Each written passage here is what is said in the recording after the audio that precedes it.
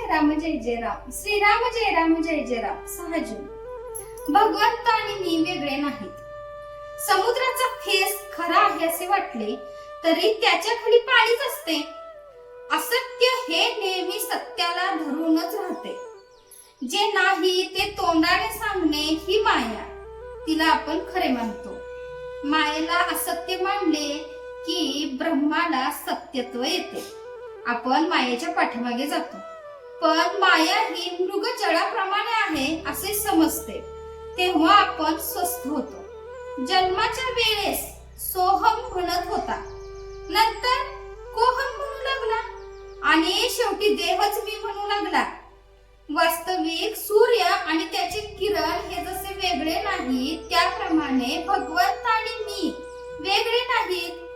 सत्य म्हणजे अखंड टिकणारे, ते म्हणजे परमात्मा स्वरूप होय. सच्चिदानंदाच्या स्वरूपाच्या ठिकाणी मन चिकटून राहणे यालाच अनुसंधान असे म्हणतात. भगवंता वाचून इतर सर्व म्हणजेच उपाधी होय. मला कळत नाही असे वाटणे ही परमार्थाची पहिली पायरी आहे. आणि मी आणि भगवंत वेगळे नाहीत असे अंगी मुरणे ही शेवटची पायरी होय. जे जे घडते त्याचा कर्ता परमात्मा आहे.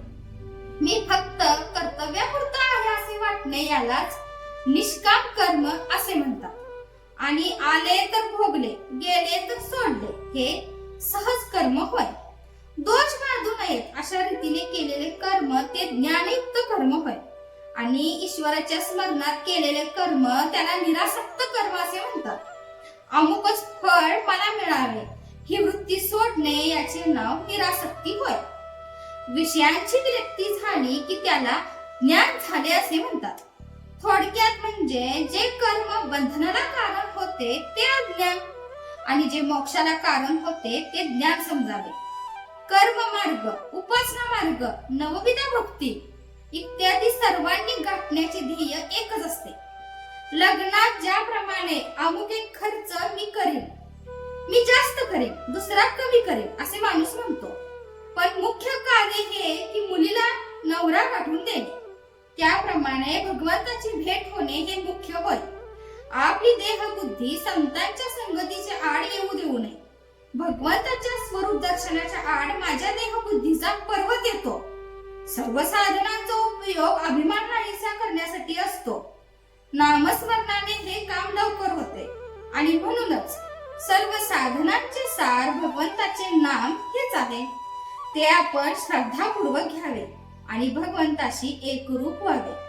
आपण प्रयत्न करीत असताना भगवंत माझ्या पाठीशी आहे ही भावनाच आपल्याला उद्धरून नेईल याची खात्री बाळगा आणि भगवंताच्या नामात आनंदाने कालक्रमणा करा.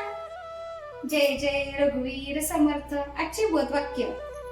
आज तुम्हाला जेवढा वेळ रिकामा मिळतो तेवढा सगळा भगवंताच्या नामात घालवण्याचा प्रयत्न करा.